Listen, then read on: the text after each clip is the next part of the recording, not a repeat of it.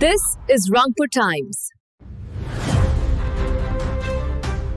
আন্দোলনের কেন্দ্র সচিবালয় হওয়ার দায় সরকারেরই, বলছেন বিশ্লেষকরা।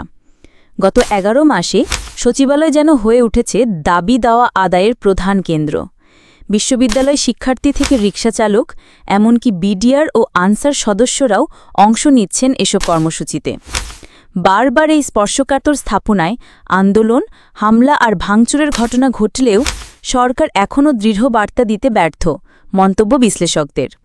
শুধু গত কয়েক মাসেই সচিবালয়ে গেট ভেঙে ঢুকে পড়েছে শিক্ষার্থীরা, হয়েছে নির্বিচার ভাঙচুর।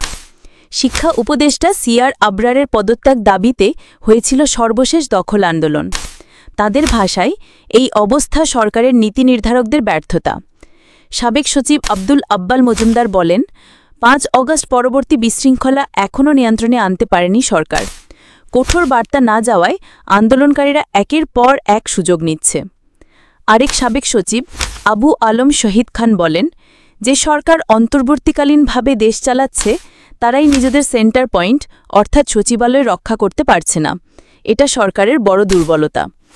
এই অবস্থাকে আরও ভয়াবহ মনে করছেন তারা, কারণ এতে আওয়ামী লীগের মতো ক্ষমতাচ্যুত দল সুযোগ নিতে পারে।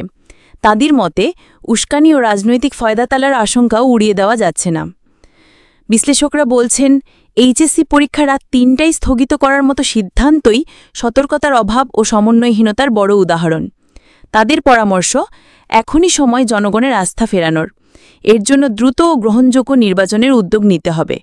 অন্যথায় সচিবালয় ঘিরে অরাজকতা আরও বাড়বে আর রাজনৈতিক ফায়দা লুটবে সুযোগ সন্ধানী দলগুলো।